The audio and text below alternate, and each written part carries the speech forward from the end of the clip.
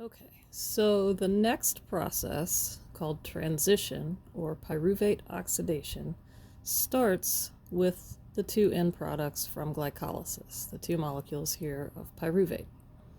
And what's going to happen is this pyruvate molecule is going to get oxidized, and it's going to result in the production of this molecule here called acetyl-CoA. So the CoA stands for coenzyme A. And when this oxidation happens, it provides the protons and electrons that are required to reduce this electron carrier, NAD, to NADH. So what happens is that this coenzyme A attaches itself to pyruvate. It binds to pyruvate.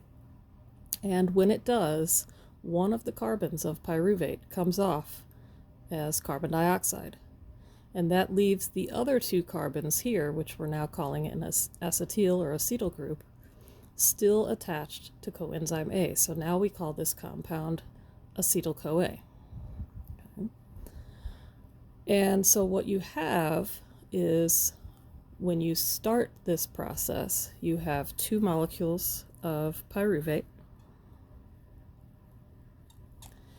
and you're going to oxidize them to give you two molecules of acetyl-CoA.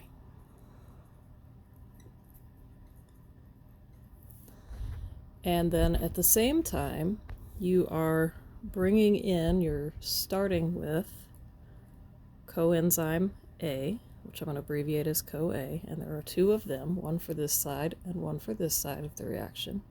So one for each pyruvate that came from glycolysis.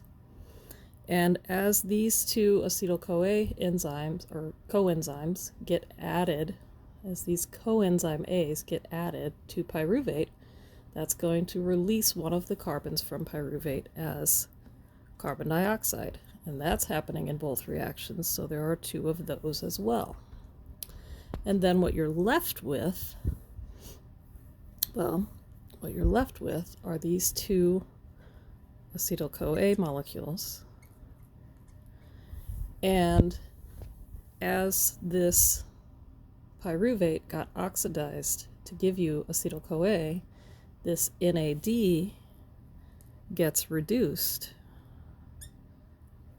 NAD plus gets reduced to NADH. So now you can see where all of the reactants and products came from for this reaction.